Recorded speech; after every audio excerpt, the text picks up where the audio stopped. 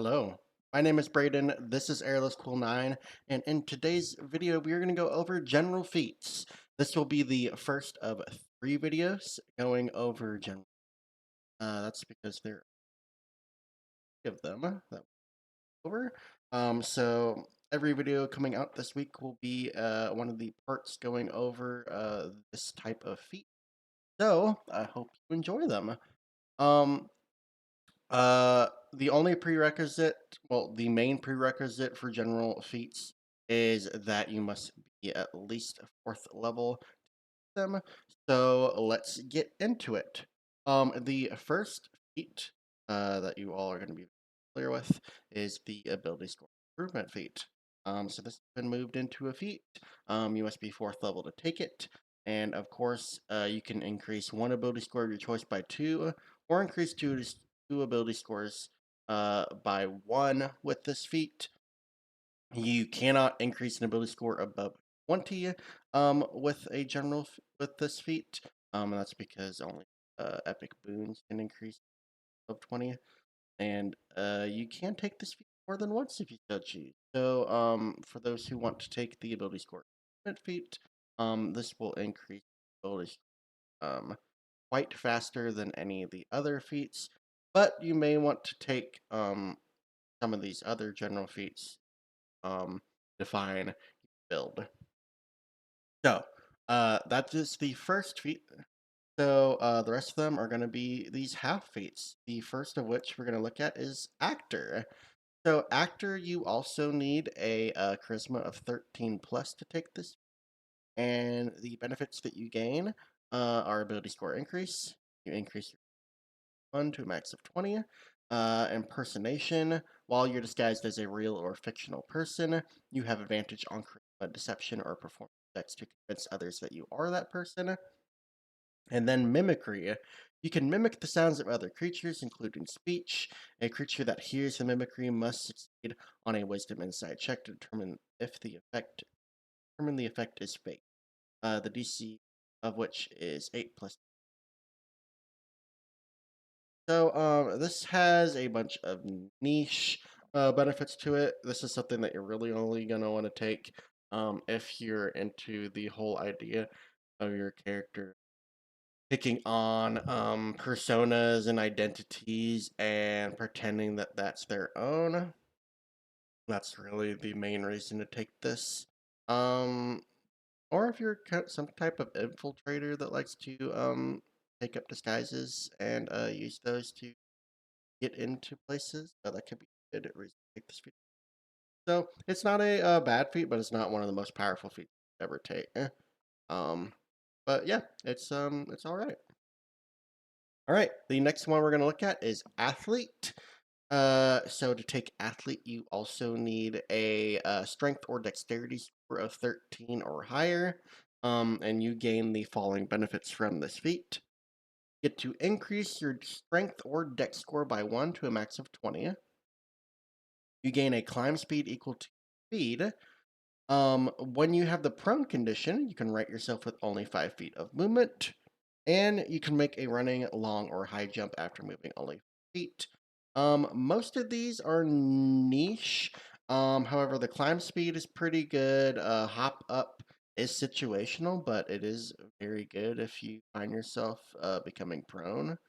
Um, yeah, this is a pretty decent feat, and it increases those main both those or one of those main abilities for martial characters.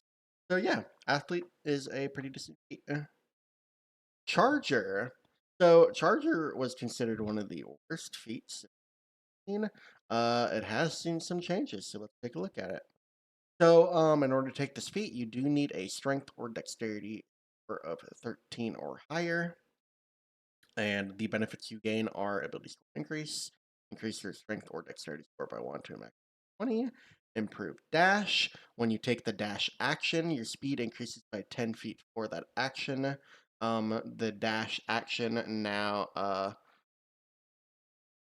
doesn't double your speed, but it gives you a another length of to take. I forget exactly how they word it. So if you take the dash action, you're going to get your speed back, and this will increase that by an additional 10 feet. When you dash. Charge attack. If you move at least 10 feet in a straight line towards a target immediately before hitting it with a melee attack roll, as part of your attack action, choose one of the following effects. Gain a 1d8 bonus to the attack's damage roll, or push the target up to 10 feet away if it is no more than one size larger than you. You can use this benefit only once on turns. So, yeah, this is actually pretty decent. The charge attack um benefit is pretty good. Improved dash is decent. Um, really decent on characters that can dash as bonus actions, such as the monk or the rogue. The charge attack is decent. Moving 10 feet in a straight line and then gaining either a 1d8 bonus to damage or being able to push the target 10 feet away. Is pretty good. Um, this is a decent feat to take. So, yeah, might be something you consider now. Chef. The chef feat was originally featured in Tasha's Cauldron of Everything. It has actually seen 0 changes from that, other than some wording updates. So, yep, it gives you a ability score increase to either your Constitution or Wisdom score by 1, max 20. You gain proficiency in cook utensils if you don't already have them. Replenishing meal as part of a short rest. As long as you have ingredients or cook utensils on hand, you can cook special food. You can prepare enough of this food for a number of creatures 4 plus your bonus.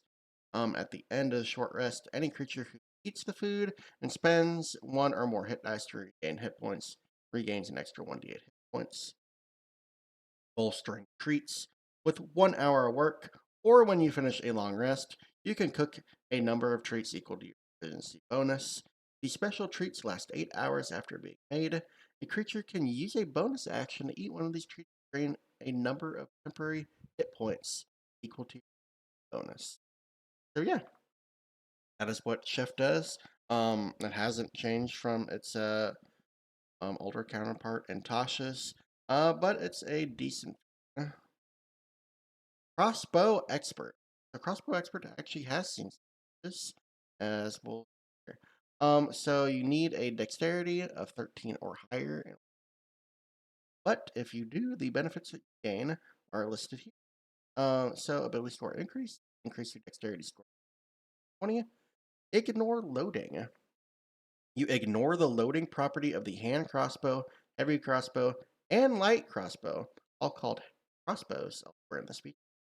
If you're holding one of them, you can load a piece of ammunition into it even if you lack a free hand. So if you have the crossbow expert feat, you can dual wield hand crossbows now, which is awesome. Firing in melee. Being within 5 feet of an enemy doesn't impose disadvantage on your attack rolls with crossbows. That's pretty decent. That will come up occasionally. And then dual wielding. When you make the extra attack of the light property, you can add your ability modifier to the damage of the extra attack if that attack is with a crossbow that has the light property and you aren't already adding that modifier to damage. So that's a neat way to do that without having to take the two-way setting style. Um, yeah. Unfortunately, hand crossbows don't have the nick property, so you can't avoid spending your bonus action to make the offhand attack of the light property. Um, but you can dual wield hand crossbows and make all the attacks you want with them. So that's Crusher. Crusher is a feat that was seen in Tasha's Cauldron Everything.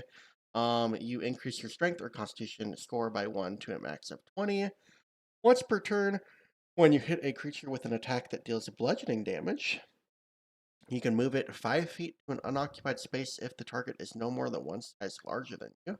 It's kind of it is a push, but it doesn't. And then enhanced critical.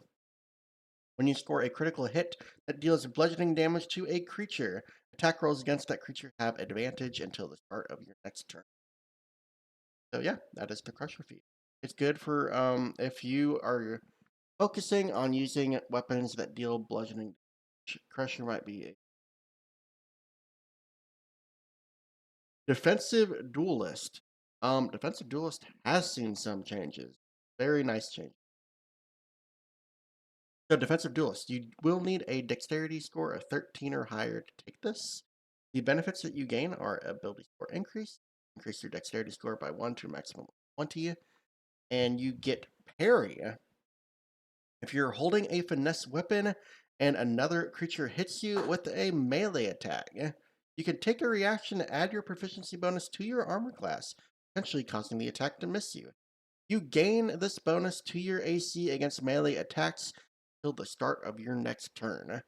So if you are playing a dueling character, such as one that deals or Wielder, uh, defensive duelist needs to be taken. If you have any finesse weapon that you use on a regular basis, defensive duelist is awesome. Parry is so good now. It is so good. You still only be against the first attack that used the reaction deflect. Now the bonus lasts until the start of your next turn. So parry is awesome now. Definitely consider taking it if you're playing a character that wields finesse weapons. Dual Wielder. So this is a really interesting feat, and we are going to talk about it. So Dual Wielder, you do need a strength or dexterity score of 13 plus to take it. And then you gain the following benefits. Ability score increase your dex strength or dexterity score by 1 to a maximum of 20. Enhanced dual wielding. When you take the attack action on your turn and attack with a weapon that has the light property, you can make one extra attack as a bonus action later on the same turn with a different weapon, which must be a melee weapon that lacks a two-handed property. You don't add your ability score to the extra attack's damage unless that modifier is negative. Quick draw. You can draw or stow two weapons that lack the two-handed property. Normally be able to draw or stow one. So, what this feat allows you to do is if you are dual wielding with light weapons, um, preferably at least one of them has the nick property, you can spend your action to make your attacks with them. You can then use the nick mastery property of one of those light weapons to take an extra attack as a part of that attack action. And then if you have this feat, you can take another attack with a light weapon as a bonus action, as long as it's not the same light weapon that had the nick property on it, or that you use to make the nick property attack.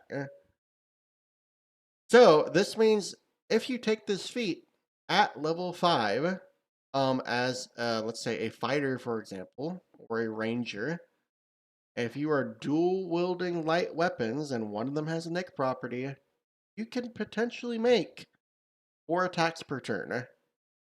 2 for your action, 1 for the nick property, and then 1 is your bonus action. So dual wielder is an awesome feat for characters that want to play that two weapon fighting style of character. The quick draw is also niche, just means you can pull out both of your weapons with the same draw or stow. Normally, you can only do one, so that just allows you a effective dual wielder. Though some people probably don't even consider that. But yeah, this is a really good feat for those who want to focus on that dual. style. So yeah, very, very good feat now. Durable. So durable increases your Constitution score by 1 to a max of 20. And gives you advantage on death saving throws. And you also get speedy recovery. As a bonus action, you can expend one of your hit dice, roll the die, and regain a number of hit points equal to the roll. So durable is kind of interesting. It's really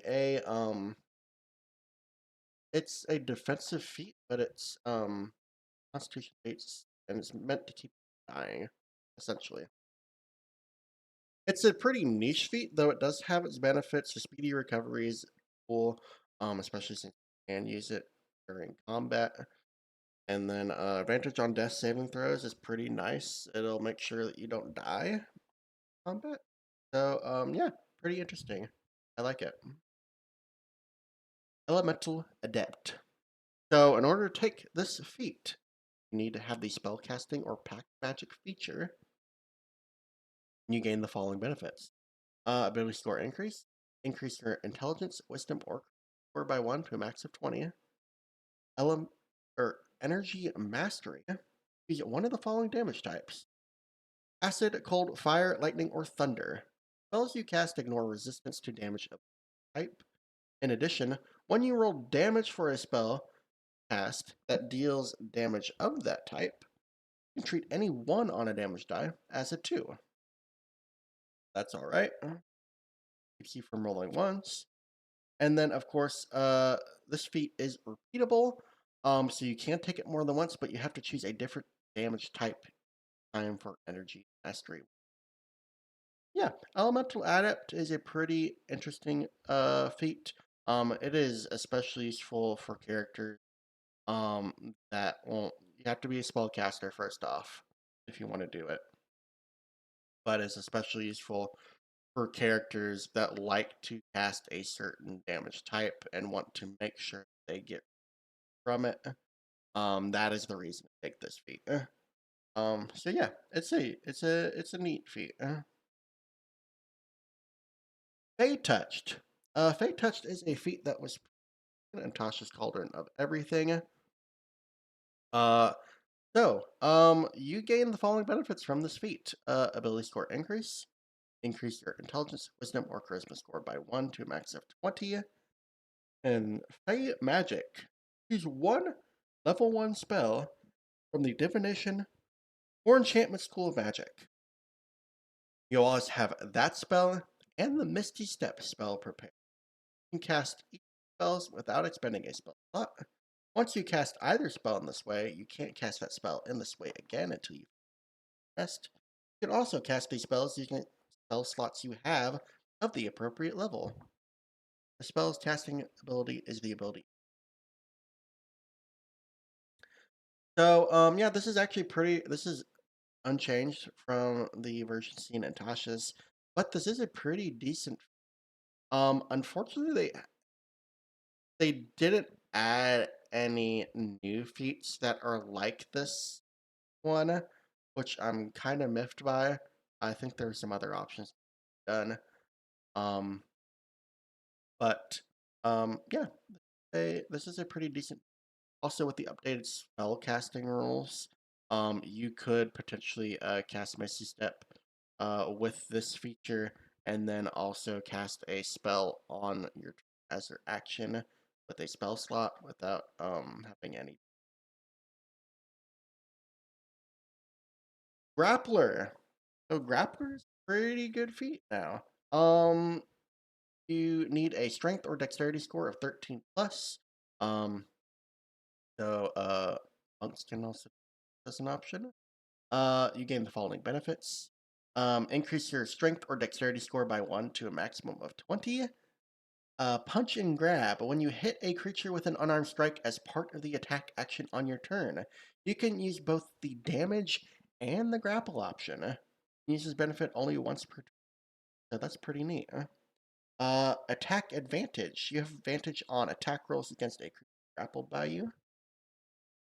Fast wrestler. Your speed isn't halved when you move a creature grappled by you if the guys So, for those who are not aware, unarmed strikes have been updated. So now, when you make an unarmed strike, you have three options. An unarmed strike you can deal damage, you can push a creature, or you can grapple it. What this feat essentially allows you to do is it allows you to deal both damage and grapple the target with the same attack. Granted, it's only once per turn, but um, it keeps you from having to choose options for one of your attacks in damage and grapple, which is nice. And the advantage on attack rolls against a creature grappled by you is going to make want to grapple creatures with this feat. So that is pretty cool. And then if you need to move to a better area, you can. Your speed isn't halved when moving with a grappled creature. So now you can just move yourself and the creature you have grappled to another area for you to continue brutalizing them, I guess. So yeah, Grappler is a pretty good feat, especially for monks, um, or anyone that's an option. Great Weapon Master. So this feat has actually seen some changes, um, some questionable changes for some people. So I quite like it.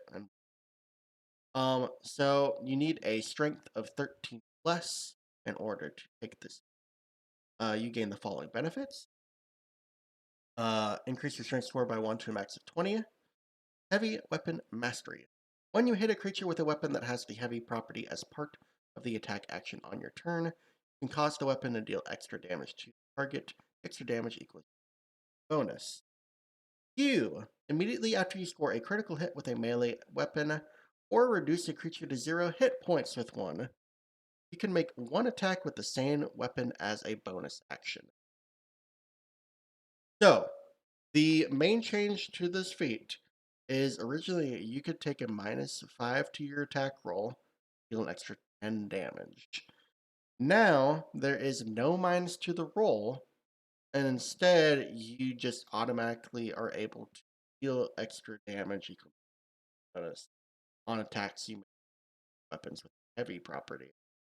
Um, I think this is better because one, there is no detriment to use. You still get the hue thing, which is pretty much exactly as it was. It wasn't called hue in the old feat, but it did the exact same thing, which is nice. Um, yeah. This also is going to increase as your proficiency bonus increases, so you're dealing extra. It it's not as much damage starting off, but well, no, it's mechanically better and easy. I'll say that. It's a lot more easier to keep track of. It's just additional damage you can bonus on these attacks, so it's easy to keep track of, easy to maintain. You're not punished by using the feature. Um, you're still going to be able to hit just as many times as you normally would. You just have the ability to deal extra damage with your attacks now, and you have and you're able to make a bonus action attack. If you roll, or if you. So yeah, this is a decent feat, and I think it's pretty good. So this is gonna be the end of this video. Um, for any extra thoughts, I think the feats so far are pretty decent. Um, half feats are gonna be pretty good.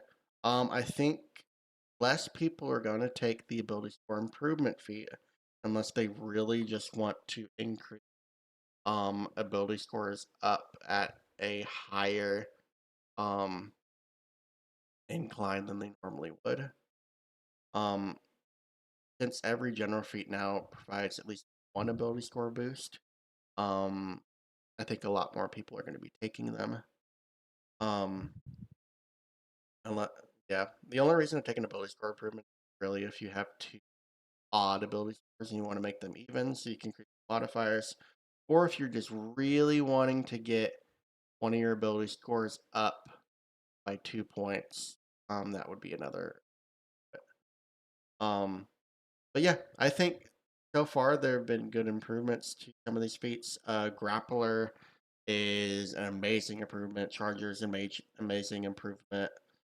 Um, I like Heavy Weapon Master. I know some people are not going to like it, but I do see it as being better for the game and for the players. And there's been so many improvements to melee warriors or melee weapon warriors that it's not as much of a detriment as people are thinking it is. You're so much more powerful than you were in 2014 playing a martial character. Um, this is not going to hurt you whatsoever. It's just giving you extra damage, which is what people want. So, yeah, thank you all for watching. Please like and subscribe if you enjoyed the video. I'm working to get up to 500 subscribers. So help me out on my journey there. I would appreciate it. Um, yeah, if you enjoy my content, check out my Patreon. I do upload videos a few days early on there. If you want to watch these videos early, that is a benefit on there. We'll also be adding homebrew content on there at some point once I start doing more homebrew videos because we will have content at some point to go over for the 2024 Players Handbook. And yeah, I will catch you all in part 2 of this video. So have a great day, and I'll see you the next one. Peace.